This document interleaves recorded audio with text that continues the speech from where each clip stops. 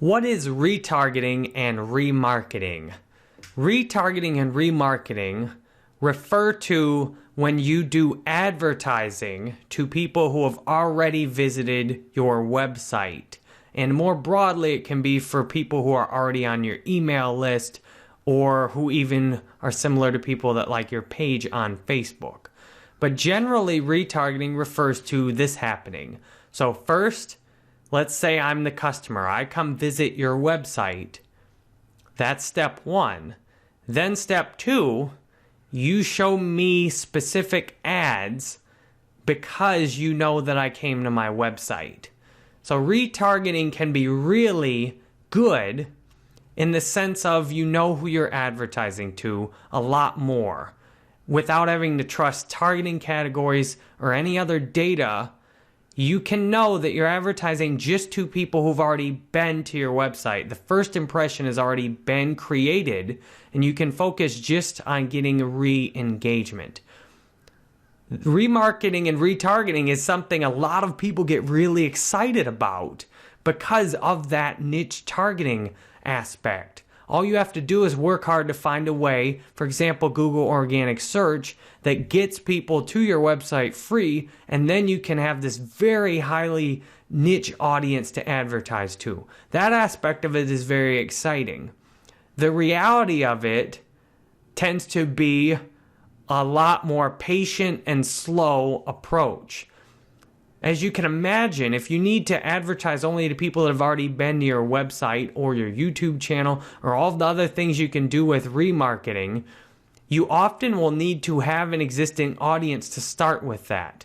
So this makes retargeting a lot different than a lot of paid ads, because one of the main uses of paid ads is to create a first impression, to get brand awareness, to get people to your website for the first time. Retargeting requires that people have already been to something you own, such as your website, a YouTube channel, a Facebook page. Retargeting requires that you've already established some kind of first contact, and then you try and reestablish it or remind people that they already have heard of you before. There's obvious excitement about that because it seems like it's a lot easier to get to know someone better than it is to try and make a first impression, which is absolutely right. The challenge with remarketing is that you have to get them there in the first place. So once you've already got someone there, of course it's going to be easier. The challenge with remarketing is that you have to do all of that work and build all of that existing audience first before you can even use it. So if you don't have a website yet, retargeting is not practical for you. If you don't have realistically at least 10,000 people who've already been to your website, then retargeting is not practical for you. The audience is just too small. But you'll be amazed at some of the retargeting opportunities you have using things like a Facebook page or a YouTube channel that you might not even think of as giving you a ready-made remarketing audience. Things like a Udemy course. If you already have a Udemy course with Google Analytics set up, you might have a ready-made remarketing audience. And what's cool, you can also use remarketing audiences from other people. So remarketing and retargeting, I use both words interchangeably here for SEO. And the idea is remarketing and retargeting give you the chance to reach people again. It's like dating.